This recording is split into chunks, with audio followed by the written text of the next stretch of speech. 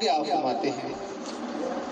سرتے بن واہل رب یاد کر کے عاشق ٹھل پائے دریا جانی، کہ جو اللہ رب العزت کی ذات کے عشاق ہوتے ہیں وہ سر پہ کفن باندھ کے دریا میں کود جاتے ہیں کہ اللہ رب العزت جو ہے وہ اب ہمارے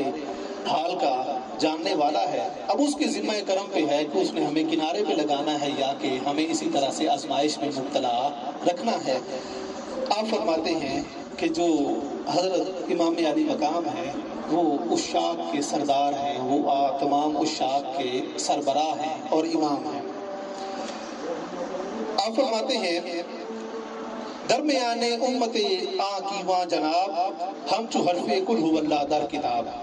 آپ ایسے ہیں جیسے ساتویں آسمان پہ ایک بلند ستارہ ہے، اس کی مثال آپ دیتے ہیں کہ جیسے قرآن کریم میں سورہ اخلاص قل هو اللہ کو اہمیت حاصل ہے، اسی طرح سے حضرت امام علی مقام کو پوری امت میں ایک اہمیت حاصل ہے جو کسی دوسرے کو حاصل نہیں ہے۔ آگے اس پہ آپ مثال دیتے ہیں، آپ فرماتے ہیں موسیٰ و فرعون و شبیر و یزید، کہ حضرت موسیٰ علیہ السلام کے لیے فرعون تھا جس کا آپ نے جواں مردی کے ساتھ مقابلہ کیا، اسی طرح سے امام علی مقام کے سامنے یزید تھا جس کا آپ نے ثابت قدمی کے ساتھ سامنا کیا۔ آپ فرماتے ہیں ایند و قوت از حیات آیت پدید، جب حق اور باطل کی یہ دو قوتیں ملتی ہیں تو پھر اس سے ایک نئی زندگی جنم لیتی ہے، اور اسی وجہ سے کہا جاتا ہے کہ جو اسلام ہے وہ کربلا کے بعد زندہ ہوا ہے، جب حق اور باطل ملا ہے تو اس کے بعد ایک نئی زندگی نکلی ہے اور وہ ہمارے سامنے ہے کہ جو دین آج ہم تک پہنچا ہے۔ اگر ہم ابتدا پہ جائیں تو اسی طرح سے معاملہ تھا کہ اللہ رب العزت نے آدم علیہ السلام کی تخلیق فرمائی، ساتھ ہی شیطان نے انکار کر دیا اور وہ حق اور باطل کا سلسلہ شروع ہوا، اور پھر یہ پوری کائنات کے اندر جو اللہ رب العزت نے انبیاء کرام کا سلسلہ شروع فرما دیا۔ اسی طرح سے آپ فرماتے ہیں کہ موسیٰ علیہ السلام کے لیے فرعون تھا اور امام علی مقام کے لیے یزید تھا، جب حق اور باطل کی دو قوتیں ملتی ہیں تو پھر اس سے ایک نئی جان پیدا ہوتی ہے جس سے آگے لوگ ہدایت حاصل کرتے ہیں۔ آگے آپ فرماتے ہیں کہ جو آپ کی ذات ہے تا قیامت قطع استبداد کر،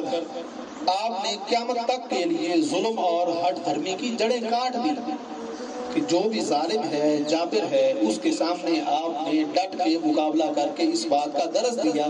کہ اللہ رب العزت کی ذات کے سوا کسی کے سامنے جھکنا نہیں ہے، بلکہ اس کے سامنے ڈٹ کے تم نے جواں مردی کے ساتھ مقابلہ کرنا ہے، اللہ رب العزت کی مدد جو ہے وہ تمہارے سامنے حال ہو جائے گی۔ اسی وجہ سے علامہ اقبال فرماتے ہیں کہ فضائے بدر پیدا کر، آج بھی فرشتے جو ہیں وہ تیری نصرت کو اتر سکتے ہیں لیکن ایمان مضبوط ہونا چاہیے، اور بدر والی جو فضا ہے وہ تیرے لیے پیدا کرنی ضروری ہے، ثابت قدمی کے ساتھ تو چلے گا، فرشتے تیری مدد کے لیے خود بخود نازل ہو جائیں گے۔ آپ فرماتے ہیں موج خون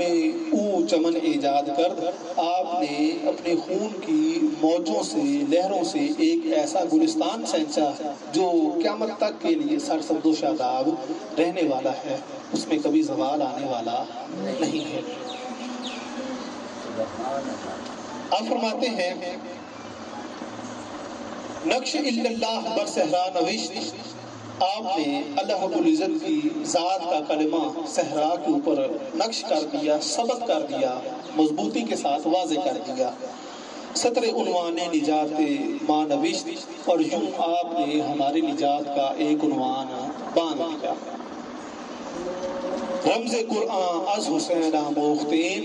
ہم نے قرآن کریم کے اسرار و رموز اور معانی وہ امام علی مقام سے سیکھے ہیں،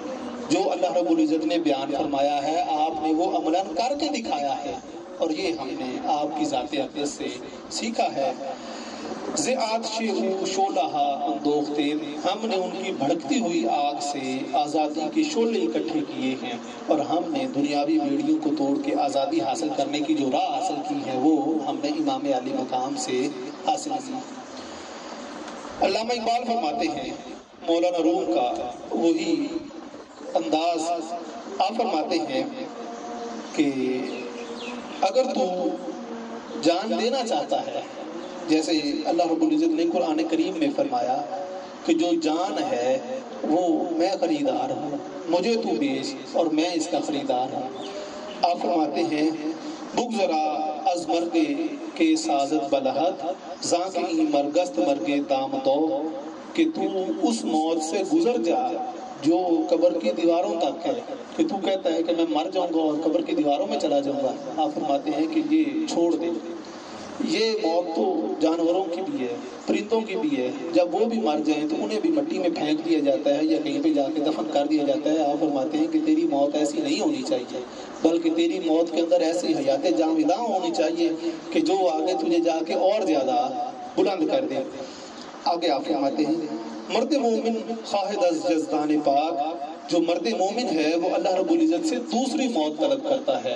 کہ جو موت اس سے ملاقات کا سبب بنے، جو موت اس کے انعام و اکرام کا سبب بنے، جو موت اس کی طرف سے فضل کا سبب بنے۔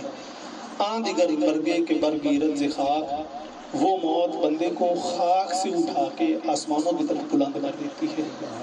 اور اللہ رب العزت کی بارگاہ میں پیش کر دیتی ہے۔ جیسے حضرت انس بن مالک رضی اللہ تعالیٰ عنہ سے روایت ہے، آپ فرماتے ہیں کہ نبی مکرم صلی اللہ علیہ وآلہ وسلم نے فرمایا کہ جب بندہ شہید ہو جاتا ہے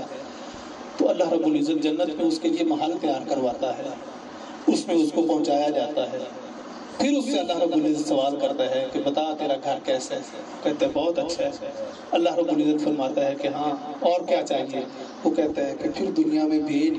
میں جا کے تیری بارگاہ کے لیے کٹوں، پھر تیری بارگاہ میں حاضر ہو جاؤں، اور اسی طرح یہ سلسلہ چلتا رہے۔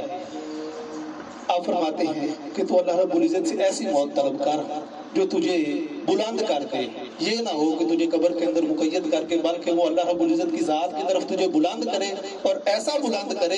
کہ لوگ تیرے اوپر رشک کریں کہ موت ہو تو ایسے ہونی چاہیے کہ فلاں بندے کو جیسے اللہ رب العزت نے موت عطا فرمائی ہے۔ آپ فرماتے ہیں کہ اگر تو یہ جانتا ہے کہ موت صرف قبر کی دیواروں تک ہے تو یہ تو جانوروں کی بھی موت ہے، اس میں تیرا کوئی کمال نہیں ہے اور تیرا کوئی فرق نہیں ہے۔ حضرت ابو سعید ابو الخیر کی اس ربائی کے اوپر ہم بات کو مکمل کرتے ہیں۔ آپ فرماتے ہیں کہ جو عاشق ہے، جو اللہ رب العزت کی ذات کے ساتھ محبت کرنے والا ہے، وہ ہمہ وقت اپنی جان ہتھیلی پہ لے کے اس کے سامنے بیٹھا رہتا ہے۔ آپ فرماتے ہیں عاشق کے غم جان خرابش نہ رود، عاشق کو اس کے جان کے جانے کا کوئی غم نہیں ہوتا کہ میری جان چلی جائے گی تو میں کیا کروں گا۔ آپ فرماتے ہیں کہ عاشق یہ نہیں سوچتا، تا جان بود از جان تب تاوش نہ رود، جب تک اس کی جان اس کے وجود میں رہتی ہے وہ بے قرار رہتا ہے، بے چین رہتا ہے کہ وہ کون سا لمحہ آئے، اس کا حکم آئے، میں اس کے سامنے اپنی جان پیش کروں اور اس کے ساتھ ملاقات کا سبب ہو جائے۔ آپ فرماتے ہیں کہ وہ جان کے جانے کا پریشانی نہیں، بلکہ اس کو یہ ہے کہ جیسے حکم آئے میں اس کے لیے اپنی جان کا نذرانہ پیش کروں۔ آپ فرماتے ہیں اس پہ مثال دے کے، آپ فرماتے ہیں خاصیت سیماب بود عاشق را، عاشق کی طبیعت پارے کی مانند ہوتی ہے کہ جب پارے کو مرکری کو رکھا جاتا ہے تو وہ حرکت کرتا رہتا ہے اور تڑپتا رہتا ہے، سکون میں نہیں آتا۔ آپ فرماتے ہیں کہ اسی طرح سے عاشق کا دل ہے وہ اللہ رب العزت کی یاد میں ہمیشہ تڑپتا رہتا ہے اور اس کے ساتھ ملاقات کا خواہاں رہتا ہے۔ تا کشتہ نہ گردد اس طرح بش نہ رود، جب اسے حکیم آگ میں جلا کے کشتہ کر دیتا ہے پھر وہ پاؤڈر بن جاتا ہے۔ اب فرماتے ہیں کہ اسی طرح سے جب اللہ رب العزت کا حکم آتا ہے اس کا وجود ختم ہو جاتا ہے، اس کی جان اس کی بارگاہ میں پیش ہو جاتی ہے، اب وہ سکون میں آ جاتا ہے کہ جس مقصد کے لیے میں آیا تھا میں نے وہ مقصد حاصل کر لیا ہے۔